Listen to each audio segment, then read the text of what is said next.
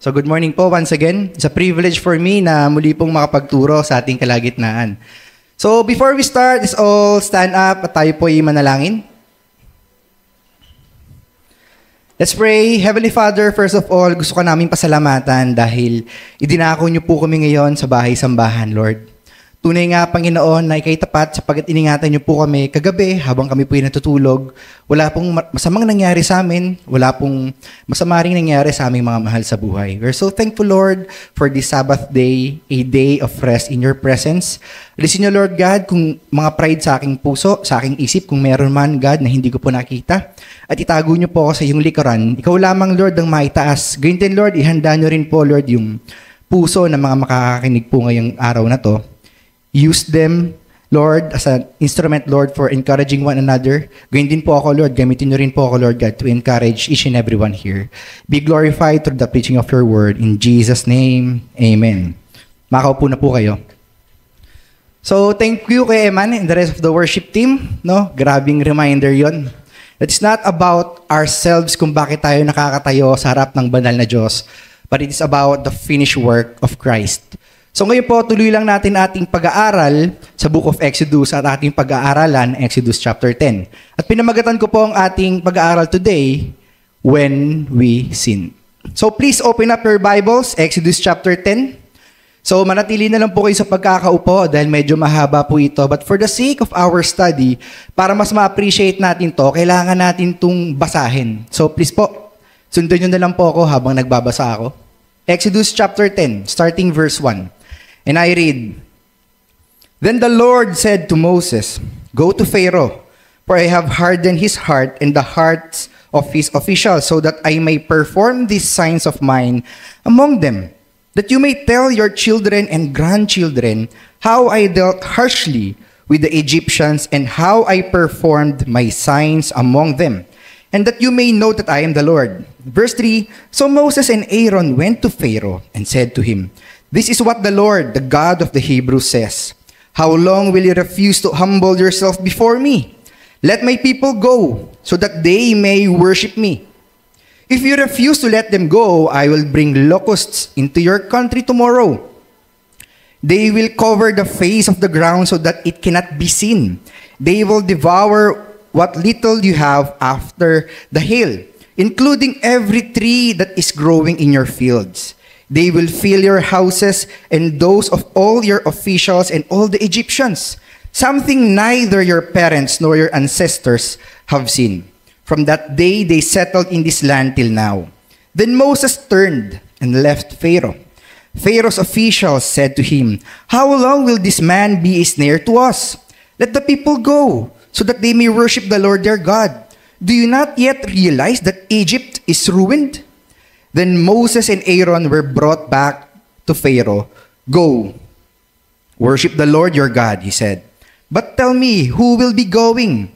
Moses answered, We will go with our young and with our old, with our sons and our daughters, and with our flocks and herds, because we are to celebrate a festival to the Lord.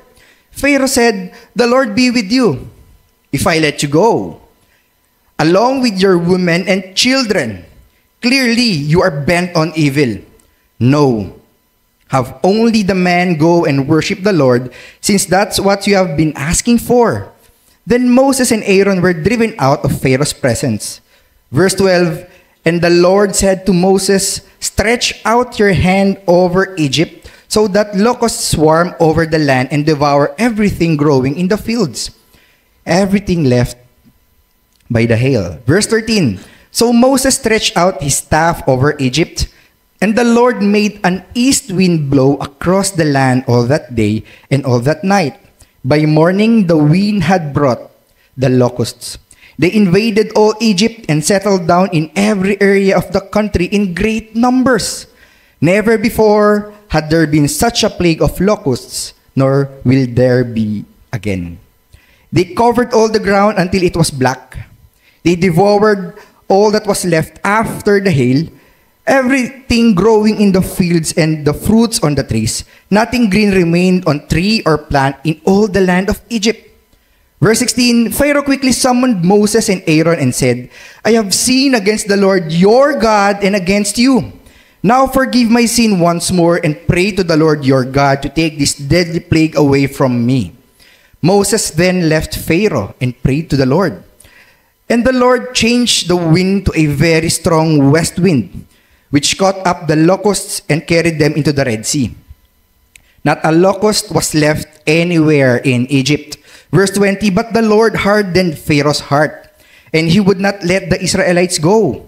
Then the Lord said to Moses, Stretch out your hand toward the sky, so darkness spreads over Egypt. And take note, darkness that can be felt. So Moses stretched out his hand toward the sky, and total darkness covered all Egypt for 3 days. No one could see anyone else or move about for 3 days. Yet all the Israelites had light in the places where they lived. Verse 24, Then Pharaoh summoned Moses and said, Go worship the Lord. Even your women and children may go with you. Only leave your flocks and herds behind. But Moses said, You must allow us to have sacrifices and burnt offerings to present to the Lord our God. Our livestock too must go with us. Not a hoof is to be left behind. We have to use some of them in worshiping the Lord our God. And until we get there, we will not know what we are to use to worship the Lord. But the Lord hardened Pharaoh's heart, and he was not willing to let them go. Pharaoh said to Moses, Get out of my sight. Make sure you do not appear before me again. The day you see my face, you will die. And last verse, sabi ni Moses, Just as you say, I will never appear before you again. So dalawang bagay po ang gusto kong i-share sa ating kalagitnaan regarding dito po sa passage nating binasa. Unang-una is that when we sin, God will warn us. Malinaw po nakita natin kanina that God used Aaron and Moses para warningan si Pharaoh. Remind si Pharaoh of his sin. Ano pong kasalanan ni Pharaoh? Kayabangan o sa English, pride. Malinaw rin po sa verse 3 nating nabasa. Sabi dito ng Lord through Moses and Aaron para sabihin kay Pharaoh, How long will you refuse to humble yourself before me? Ito po kasi yung problema kay Pharaoh. He thinks that he is a God. Because the Egyptians view him as God. Ang pagiging mayabang po ay innate na sa mga Egyptians. Because sa pag-aralan po natin yan, historically based, na ang paniniwala ng mga Egyptians na far above sila sa ibang mga tao because galing sila sa Diyos, yung kanilang lahi. Isa pa pong problema kay Pharaoh, he thinks that he is more powerful than God. That's why he doesn't want to let the Hebrews go. Malinaw din po na nabasa natin kanina ang isa pang kayabangan ni Pharaoh. Verse 16 and 17. Basahin ko po. Sabi ni Pharaoh, I have sinned against the Lord, your God, and against you. Now forgive my sin once more and pray to the Lord, your God, to take this deadly plague away from me. So nasaksihan na ni Pharaoh lahat. Yung mga plagues, yung punishment ng Diyos. Pero hindi pa rin kinoconsider ni Pharaoh na Diyos niya si Yahweh. Hindi pa rin siya nagpapasakop under the Lordship of God. Parang karamihan po ng tao ngayon. Maraming tao naniniwala kay Jesus. Semana Santa, di ba, this past week. Nire-remember nila si Jesus. Ito yung ginawa ni Jesus, yung pinako siya sa krus, yung muli niyang pagkabuhay na sineselebrate natin ngayon. But the big question is, are we submitting to ourselves to the Lordship of Jesus? Isa pa pong problema na nakita natin kay Pharaoh, yung pagiging selfish na. Sinabi ni Pharaoh, take this deadly plague away from me. Pag pinag-aralan niyo po yung word na from me, literal na siya. Though Pharaoh siya ang quote-unquote parang presidente ng buong Egypt, but nasa point na siya ng life niya that he doesn't care about his country anymore, his people anymore, even to his officials, wala na siyang pakialam. All he cared about was himself and his family. Especially his firstborn. Next week, malalaman natin kung anong gagawin ng Diyos sa kanyang firstborn. So, makita rin po natin dito, isa pang kayabangan ni Pharaoh. Grabe, no? Sagad sa buto tong kayabangan nitong taon to. Dahil maging yung pananalangin at paghingi ng tawad sa kanyang kasalanan sa Diyos, inuutos niya pa kay Moses at kay Aaron. Hindi, sige. Ipanalangin nyo na lang ako, ihingi nyo lang ako ng tawad sa Diyos nyo. Gumamit pa ng padrino. Ito pa, real talk lang. All of us here ay may struggle sa pride in one way or another. Yung iba halata, yung iba hindi halata. So let me give you some evidences kung tayo ba'y pinaghaharian na ng pride. Una, if we feel na lagi tayong tama at hindi nagkakamali. Another example, if we feel na hindi tayo pwedeng i-correct. Ito po ay sakit kadalasan ng mga nasa leadership position. Either corporate yan, either political yan, even sa loob ng family. Tayong mga lalaki, kung tayo yung alpha male, no, para bang ayaw nating natatapakan ng ating mga asawa, yung mga ego natin. And nakakalungkot, sometimes it also happens inside the church. No, sa mga kapwa ko po, intern elders, no, kay Pastor Jeff, and sa mga church leaders po na narito, I hope and pray huwag tayo dumating sa point na kapag tayo ay kinorek ng isang church member na wala sa leadership position, ang mindset agad natin teka, sino ko ba para pakinggan kita? Sino ko ba para sundin kita? Huwag naman po sana tayo dumating sa ganung point. Kasi pag dumating tayo sa ganung point, kapatid, that's pride. Another example, we feel and think na ang idea lang natin ang pinakamaganda. Lalo pagdating sa mga brainstorming. Sa loob ng offices, sa loob ng school, and even sa loob ng ministry. Tapos pag may nag-oppose dun sa idea natin, simba ko agad ng muka. Ang problema kasi sa culture natin mga Filipino, we always think na pag may nag-disagree sa atin, automatically mindset natin, kalaban agad natin ng tao na yon. Unlike other cultures. For example, may isang kapatid, sinabihan ko, "Oy, pare, bakit amoy puto ka?" No? May tendency yung tao na sinabihan ko na amoy putok siya, magagalit siya sa akin. But you know, in other culture, na pag-aralan namin to nung nasa Australia kami sa leadership training na immersion. Sinabi sa amin doon ni Pastor Brendan, pastor ng Sovereign Grace Church sa Warunga. Sabi niya, in other culture, yung tao na naging diretso ka, ay mamahalin ka at tuturing kang kaibigan. Totoo. Diba? So sana po, wag tayong kainin nating kultura. Huwag nating isipin na porkit may nag-rebuke sa atin, porkit merong nag-correct sa atin, o kaya may nag-oppose sa idea natin, kalaban agad yung tingin natin sa kanila. So kung ganun tayo, that is pride. Next, close-minded. Pagiging close-minded. Na ayaw nating tumanggap ng ibang mga idea. Kasi feeling natin, alam natin yung ginagawa natin. Panglima, hindi tayo tumatanggap ng constructive criticism. Next, if we view a real and loving rebuke as offensive for us. Halimbawa, yung kaibigan mo sa loob ng church na talagang close sa'yo at alam mong mahal ka. Meron kang nagawang kasalanan or unethical behavior. Tinama ka. Tapos ang response agad is defensive. Gina-justify pa natin yung sin. Kapatid, that is pride. Next, when we think of others na mas mababa sa atin. Kasi tingin natin, tayo na yung pinakamagaling magluto, pinakamasarap magluto, pinakamaganda, pinaka-sexy, no, pinakamagaling tumugtog, pinakamagaling mag-preach. Kung tingin natin, tayo na yung pinaka, at mababa yung tingin natin sa ibang tao, kayabangan din po yun. Last two examples. Ito, makinig po kayo. When we don't value prayer. Worse, no? Worse, if intentionally, hindi talaga tayo nananalangin sa Diyos. Kasi wala pa tayong quote and unquote, kailangan sa Kanya for the meantime.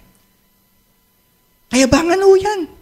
And bilang Kristiyano, dapat nagde-delight po tayo kapag nagpe-pray tayo sa Lord, kapag nagko-commune tayo sa Kanya. Last example, and para sa akin, ito yung pinakamadala. And I am guilty of this sometimes. And I think most of us here are guilty rin. when we sin and think that it is okay, because God will forgive us. If we do that, baka hindi po talaga natin naiintindihan yung gospel ng Lord. Sabihin ko po sa inyo, if we take sin lightly, we take the gospel of Jesus lightly. And don't play games with God. Don't play games with God. At yung pride po, hindi lang po ito negative attitude. Sa panahon kasi natin ngayon, parang yung pride, no? Uyabang nitong taon to. That's an attitude. Pero ang reality, hindi po attitude yun. Kasalanan po yung pride. At ito ang nakakatakot na katotohanan. James 4:6, it says, God opposes the proud. God opposes the proud. May mga yabang ba tayo sa buhay natin na hindi natin sinusuko si Diyos? Kasi siguro sa ating kalagitnaan ngayon, no? Wala namang magsasabi kahit pabiro that we want God to oppose us. Kasi hindi natin alam yung ating sinasabi. And the reality is, it is a fearful thing to fall into the hands of the living God.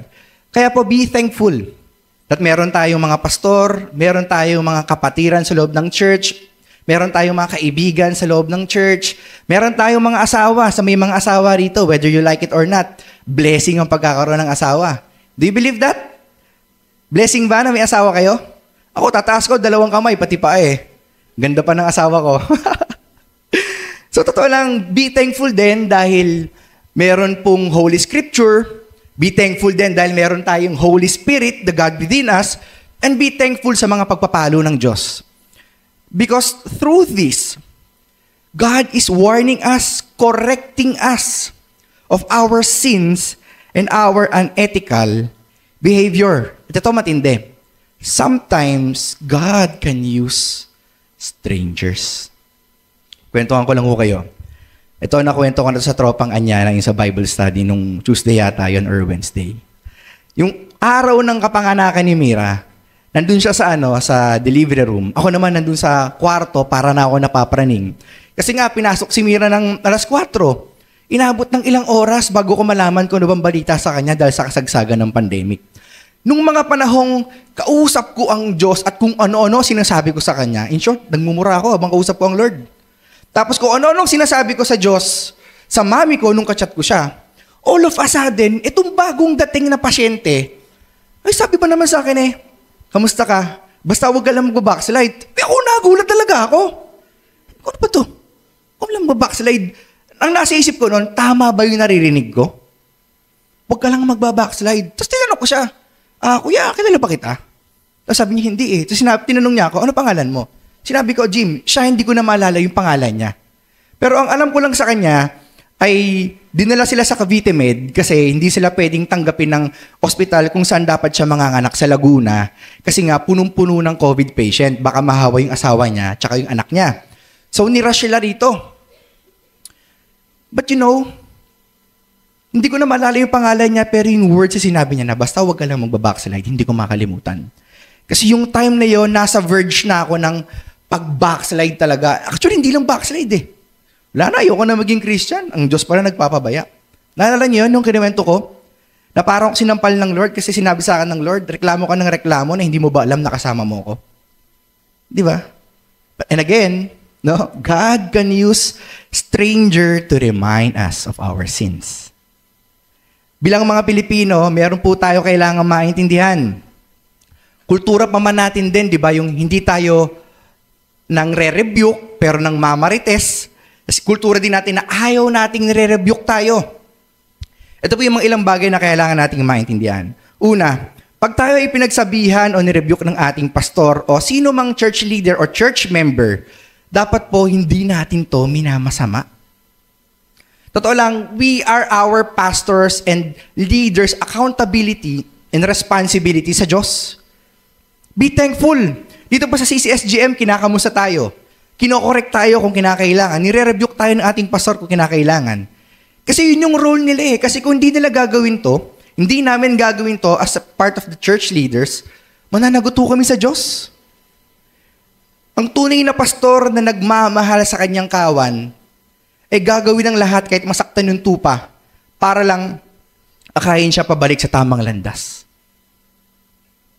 And responsibility nila po ito before God because the pastors are the under-shepherds of the chief shepherd. So dapat wag po natin silang tignan bilang kontrabida.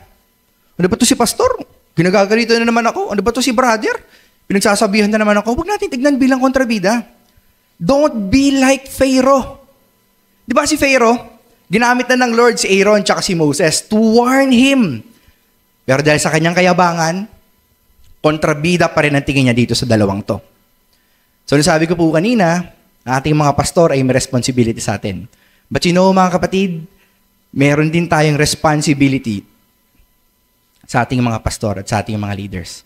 And that is to submit to them pagdating sa ating lakad pananampalataya. Kailangan nagpapasakop po tayo because they are here as a tool of God to guide us, to remind us, to rebuke us kung kinakailangan, and to warn us from our sin. Problema kasi sa kultura natin mga Pilipino ay ito. When we say church life, tinalakihan natin, pupunta ka sa church on a Sunday, makikinig ka sa preacher, feeling blessed ka kapag magaling yung preacher, o feeling blessed ka kapag nakaliti yung tenga mo, pero you don't feel blessed kapag na-deal yung kasalanan mo. Hindi po ganun ang church. Hindi po ganun yung church life. Because church life is relational. Alam niyo po kung bakit? Because church life is a family. So may salamat po sa Diyos.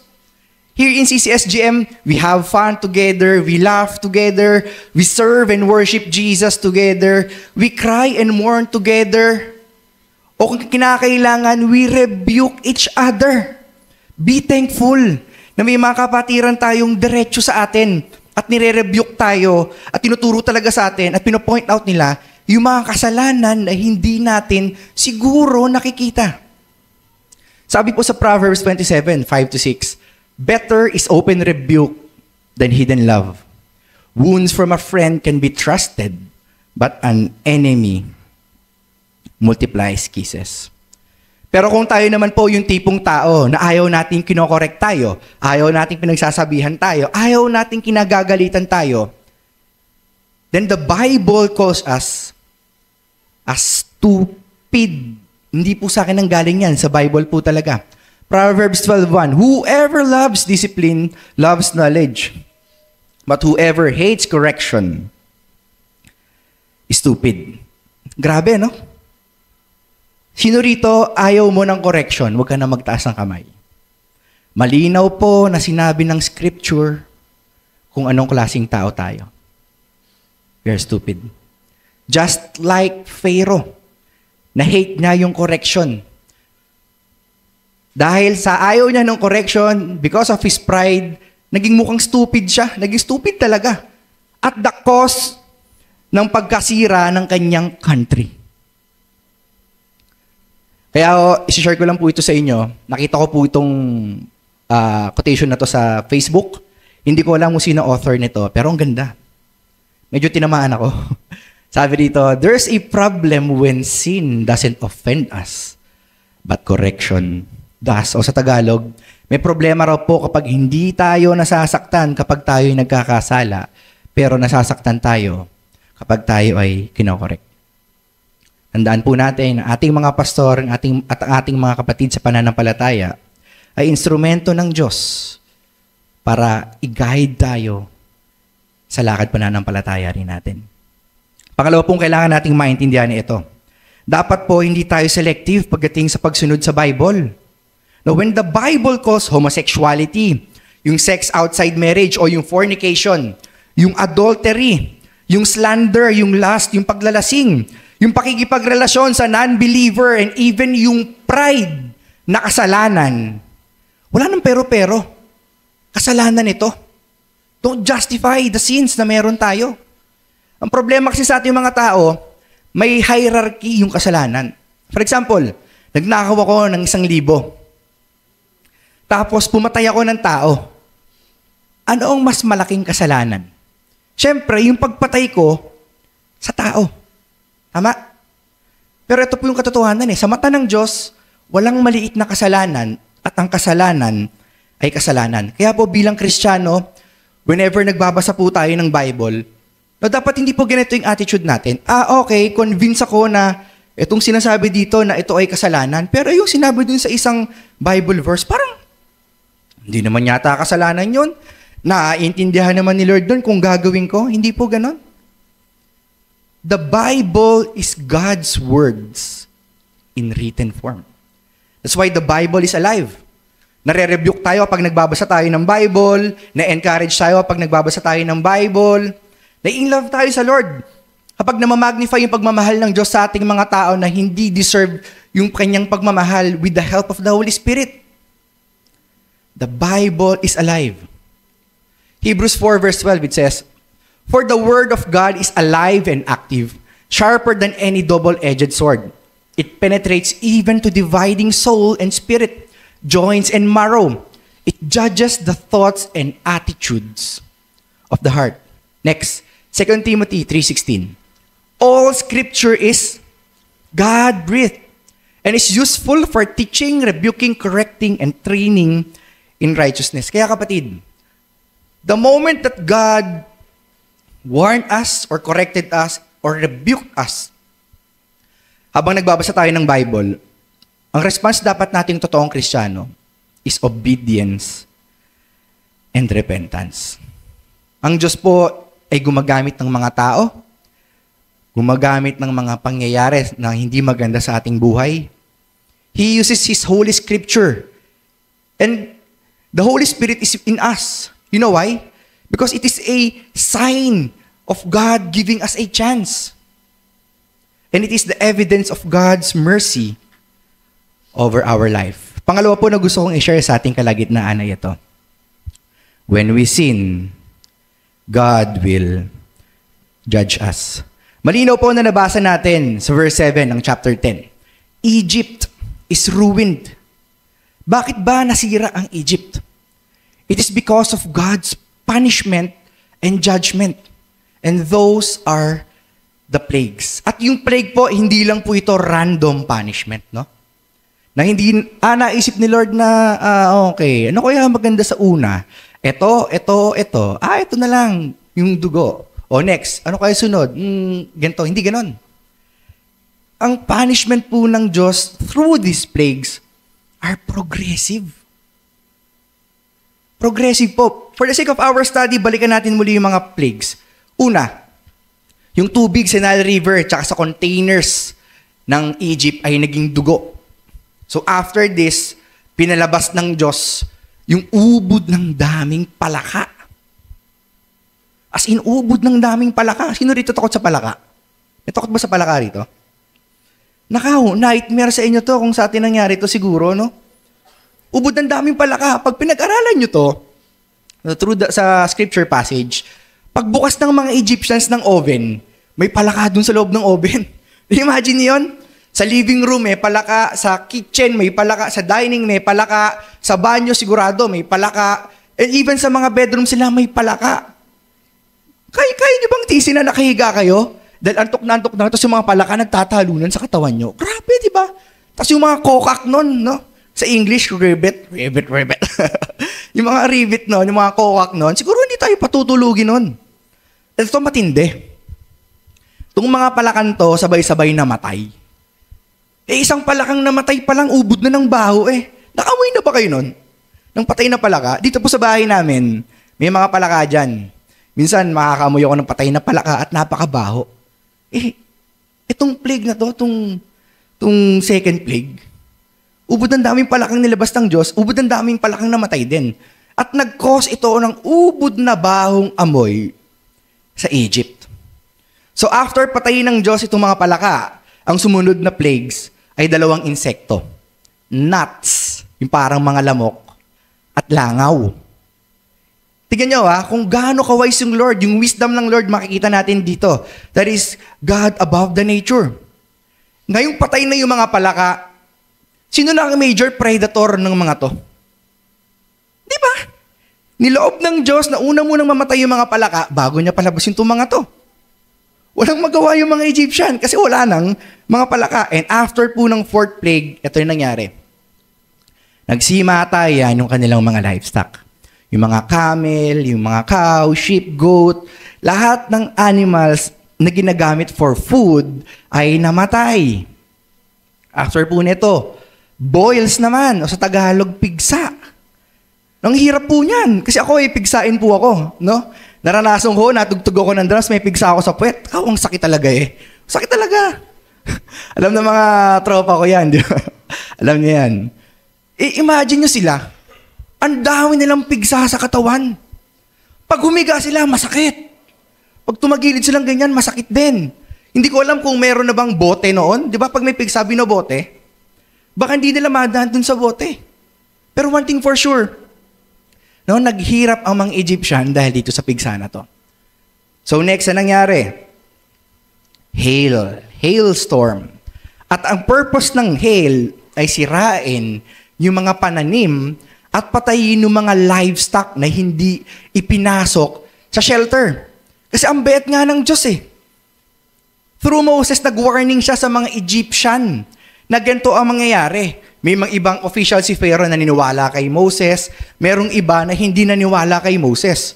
So, yung mga naniwala kay Moses na magkakaroon ng hail, yung livestock nila, na secure.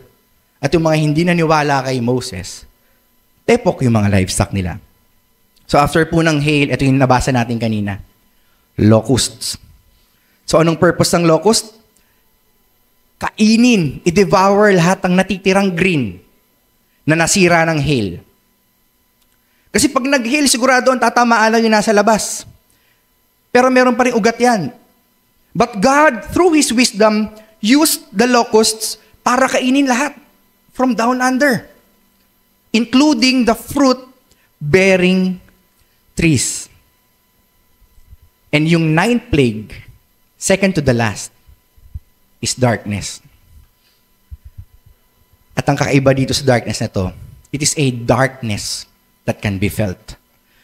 Pag pinag-aralan nyo po yung word na can be felt, meaning tangible, nahahawakan. Hindi lang siya basta nag-cause ang Lord ng eclipse, kundi talagang yung darkness ay sinakam niya sa Egypt. Tahimik po ang Bible kung ano to.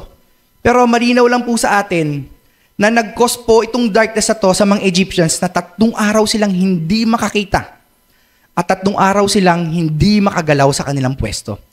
Imagine nyo, dahil hindi sila makagalaw sa kanilang pwesto, paano sila iihi? Paano sila tatae?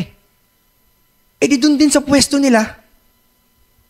No, kung mai-imagine natin, kaawa-awa ang lagay ng mga Egyptian. And this darkness gave the Egyptians hopelessness as well. Alam niyo kung bakit? Dahil yung supreme god ng Egypt, si Amun-Ra, ay hindi nila masilayan. At ang nire-represent po ni Amun-Ra ay yung araw. So siguro they're calling to this supreme God of theirs. Iligtas mo kami dito, iligtas mo kami dito. Pero walang nangyari. Bakit? Because their gods are all false gods. Those are demons.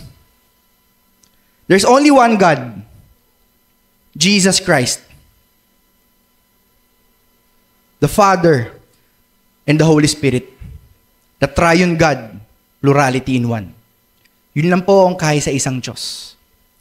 So kung titignan natin, there's a shaking na nangyari sa 3 importanteng aspeto ng isang bansa. Una, political. Pangalawa, people. At pangatlo, place. Doon muna tayo sa mga tao. Ano kayang state ng mga tao during this time? After ibagsak ng Lord yung kanyang plague. Ano kayang state? Siguro, scared and confused. Hindi nila maintindihan bakit nangyayari itong mga to Bakit sunod-sunod?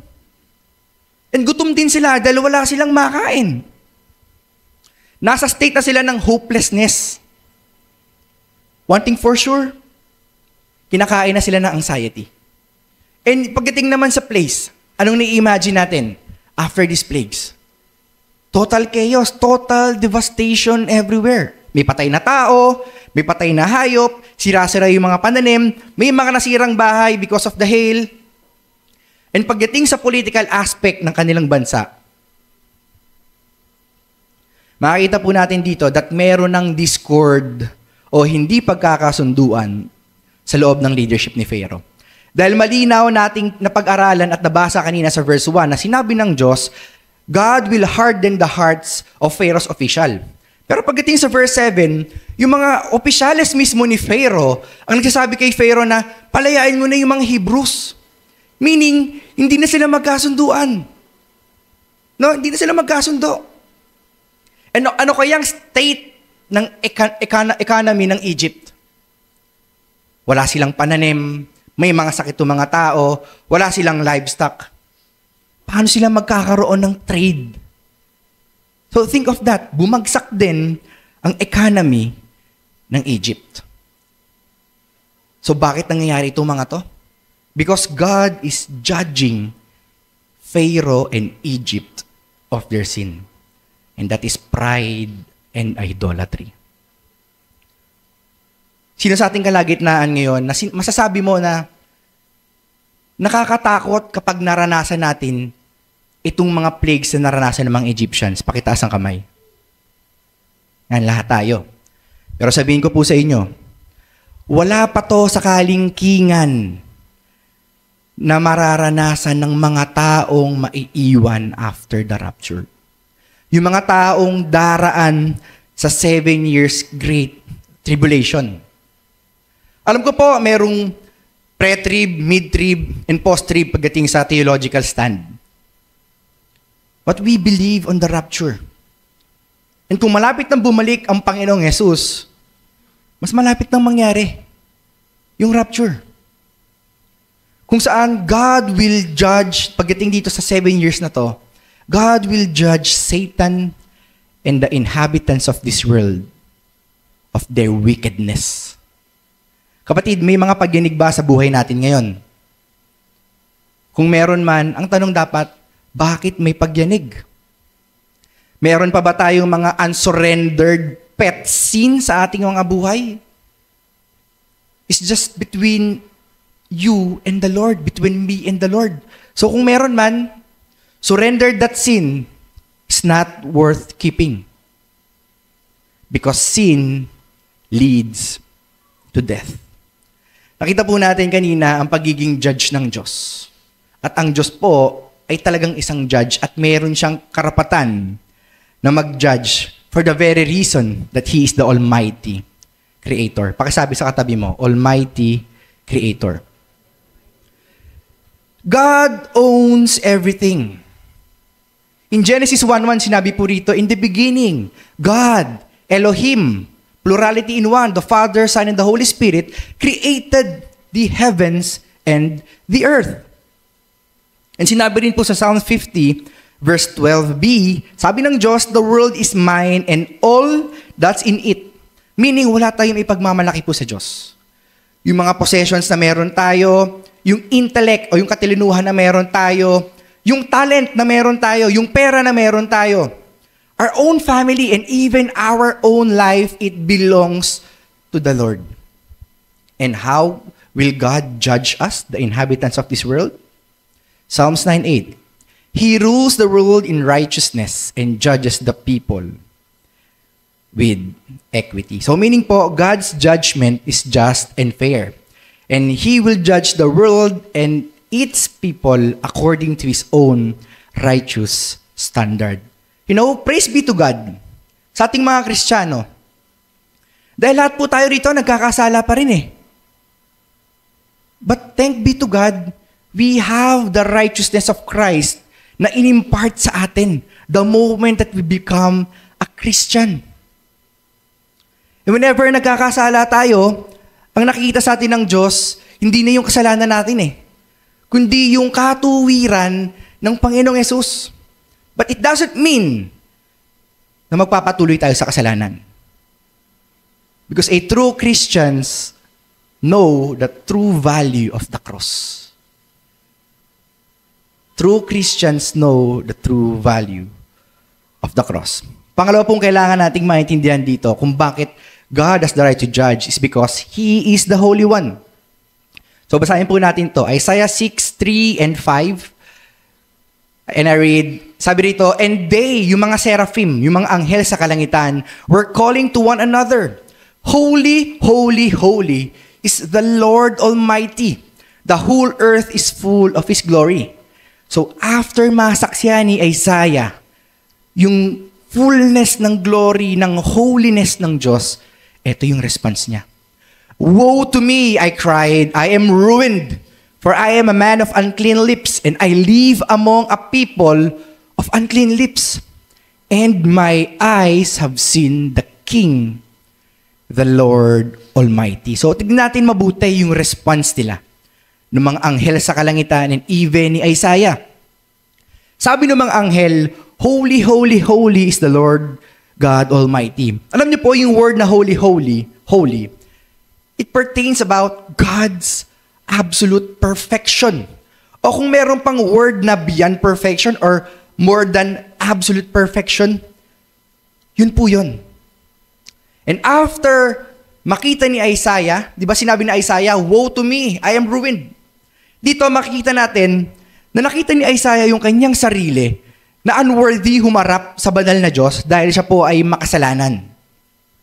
So therefore, anong ginawa ni Isaiah? He confessed his sin. So ikukumpara natin si Isaiah kay Pharaoh. Malinaw po na madidistinguish natin ang pag-uugali ng isang taong walang relasyon sa Diyos at saka dun sa merong relasyon sa Diyos. Kasi nakita natin si Isaiah, nakita niya yung kabanalan ng Diyos, and he confessed and repented of his sin. Samantalang itong si Pharaoh, nasaksihan niya na yung galit at puot ng Diyos, yung judgment, yung kaparusahan, pero nagmamatigas pa rin. So kapatid, don't be like Pharaoh. Huwag po natin siyang gayahin. Whenever God is confronting us, whenever God is showing His holiness sa atin, submit to the Lordship of Christ. Totoo lang po, wala pong lugar sa Diyos ang mga makasalanan. Sapagkat po ang Diyos ay banal. At hindi lang po banal ang Diyos, no? Makatarungan din po ang Diyos at naghahatol po siya ng kaparusahan sa ating mga kasalanan. Ito po ang nakakatakot. Psalm 7:11, sabi po rito, God is a righteous judge, a God who displays His wrath. Kanino? To the wicked every day. So question, sa papaanong paraan dinidisplay ng Diyos ang kanyang galit at puot sa mga wicked na tao every day, sa mga taong makasalanan? Ito pong sagot. By sending them to hell. By sending them to hell. Totoo po ang hell. Jesus talked about hell many times in the Gospels. Kaya po wag natin baliwalain ang mga pangaral ng ating pastor, ang correction sa atin. Because a true Christian will not dwell in wickedness. No? Isa pa pong nakakatakot na katotohanan ay yung hell po ay hindi yung final judgment. Marami kasi nagsasabi ngayon, they will be damned in hell for eternity. Hindi po. Because if we know our scripture, if we know the Bible, hell is just a temporary place of punishment. It is the pre-final punishment. At yung final punishment ay yung lake of fire. Isa pa pong nakakatakot na katotohanan ay ito.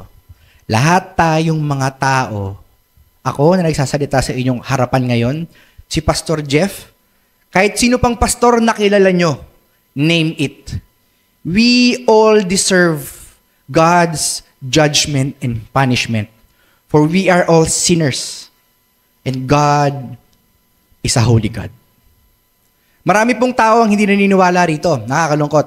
Some of them are Christians. Because tinuturo daw ng kanilang pastor sa kanila, how come a God that is so loving, how come that is a God that is so merciful, full of grace, will send some souls to hell? Yung iba naman, hate nila yung doctrine of election. Because for them, God is unfair and unjust daw. Dahil daw simulat sa pool, ang Diyos daw ay may pinili ng maligtas, merong piniling hindi maligtas. Pero mga kapatid, kung talagang naiintindihan natin that God is holy, that He is righteous, and He is just, nakarapat-dapat nilang parusahan tayong lahat ng mga makasalanan. Dapat ang tanong natin sa ganito, Lord, alam ko po na lahat kaming mga tao ay makasalanan. May mga nagagawa pa rin kaming kasalanan. And we all deserve your punishment and your wrath. Pero bakit may niligtas ka pa? Bakit niligtas mo ko? Na-imagine niyo yun? Wala namang mawawala sa Diyos eh. Kung hindi niya tayo iligtas. Diyos pa rin siya, sa atin meron. Pero bakit may niligtas pa siya? And another question, kung tatanungin natin ng Diyos, siguro ito yung isa sa pinakamagandang question. Father God, alam ko na ako'y makasalanan. Alam ko na dapat sa akin mo ibinuhos iyong parusa mo. Pero bakit binuhos mo ito kay Jesus? Ang kaisa-isa mong anak. Bakit? You know why? Bakit ginawa ito ng Diyos? Because of love. Because of love. John 3:16. For God so loved, yung word na so loved dito is infinitely. So loved the world that He gave His one and only Son, ang ating Panginoong Jesus, that whosoever believe on Him will not perish, but will have everlasting life. And because of love, the holy, righteous, and just God, instead of us becoming eternally damned, chose to forgive and chose to show mercy to unforgivable beings like us. And ito po yung maganda. On that cross, God's love, mercy, and grace was displayed when Jesus bore the wrath of God, of His Father, and judgment and punishment of His Father na nakareserve dapat para sa atin. And through the power of His resurrection, tayo na dead in our transgression. Kasi totoo lang, para tayong walking dead. Kung tayo ay namumuhay sa ating mga kasalanan at wala tayong tunay na relasyon sa Diyos, we are like a ticking time bomb. Pag oras na natin, God will show us His punishment sa hell. But because of His love, tayo na dead in our transgressions. Tayong Kanyang mga pinili were made alive in Christ. And through this, the relationship of God and men was restored if we will believe in the gospel of Jesus. 1 Peter chapter 2, verse 24, it says, He Himself bore our sins in His body on the cross so that we might die to sins and live for righteousness. By His wounds, we are healed. Sino ba tayo para mahalin ng Diyos? Di ba? Hindi natin deserve to. So kaya po mga kapatid, I hope and pray na itong nagdaang Semana Santa, sana lang hindi tayo basta nagbakasyon, hindi lang tayo basta nag-Netflix and chill, hindi lang tayo basta nag-staycation, kundi nakapag-reflect din tayo sa greatest story, sa greatest event that ever happened. And that is when the God-man, Christ Jesus, died for sinners like us in obedience to the will of the Father because of the Father's love. So dito po ako magtatapos. Remember, when we sin, don't immerse ourselves too much on guilt because the Father already paid it all. At ang ginamit ng Diyos Ama na kabayaran ay walang iba kundi ang ating Panginoong Jesus. Kaya po sinabi sa 1 John 1:9, now, if we confess our sins to Him, He is faithful and just to forgive us from all of our sins and cleanse us from all our unrighteousness. Tapat po ang Diyos na patawarin tayo if we will come to Him wholeheartedly and sincerely. Ito pong matindi. Araw-araw nagkakasala tayo. Pero araw-araw, sa likod ng ating mga pagkakasala, nararanasan pa rin natin yung grace and mercy ng Diyos. Di ba po? Tandaan po natin that kung darating man ulit na magpo-fall ulit tayo sa kasalanan, tapos para bang napaparalyze tayo because of guilt, remember that His love is greater and His mercy and more. Panghuli po, when we sin, remember that God is with us and will help us in our salvation walk with Him. Sabi po sa Statement of Faith ng Sovereign Grace Churches, pagdating po sa Trinity, the relation and actions of the Trinity, pagdating sa ating salvation, the Father originates, the Son accomplishes, the Spirit completes. So don't lose heart. Kapag dumaraan ka sa mga matitinding problema ngayon, tandaan po natin, kasama natin ang Diyos. If you feel down, anxious, or depressed today, kasama natin ng Diyos. O kung tingin natin na wala na tayong mararating sa buhay, o wala na tayong silbi, remember, nakasama po natin ang Diyos. Titus 3, verse 3-5, it says, at one time, we, lahat tayo, too were foolish, disobedient, deceived, and enslaved by all kinds of passions and pleasures. We lived in malice and envy, being hated and hating one another. But when the kindness and love of God, our Savior, appeared, He saved us not because of righteous things we had done, but because of His mercy. He saved us through the washing of rebirth and renewal by the Holy Spirit, whom He poured out on us generously through Jesus Christ, our Savior. So that, having been justified by His grace, we might become heirs, having the hope of eternal life. Sabihin ko lang po mga kapatid, sin is a serious matter to God. Sana rin po sa ating lahat, huwag po nating maliitin ang kasalanan. Jesus is coming back again. Now, the big question for all of us here ay ito. Just like Pharaoh, magpapatuloy pa ba tayo sa pamumuhay sa kasalanan, awaiting God's punishment? Or we will submit ourselves to the authority of Jesus, the risen King, the reason for this Lenten season? Tayo po'y manalangin. Father, forgive us, Lord. Sapagkat kami po ay nagkakasala pa rin. Maybe iba sa amin, Lord, may mga unsurrendered sin pa rin na alam naman naming kasalanan. Tulungan niyo kami, Lord, na makita namin kung gaano talaga kabigat itong kasalanan, whether maliit man sa aming pananaw o malaki.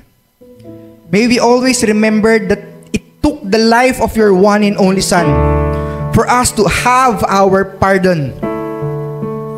And thank you, Lord, dahil nirebuke mo kami ngayong araw, kinorek mo kami ngayong araw through the preaching of your word. And I pray, Holy Spirit, please move in the hearts of each and everyone. Makita namin, Lord, yung unworthiness namin na umarap sa inyo.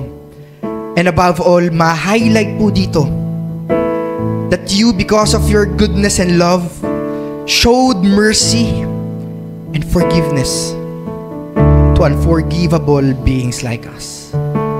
Alam namin, Diyos Ama, kayo po ang magpapalago ng iyong salita na tumanim sa puso ng aking mga kapatid at be glorified throughout the rest of the day. In Jesus' name we pray.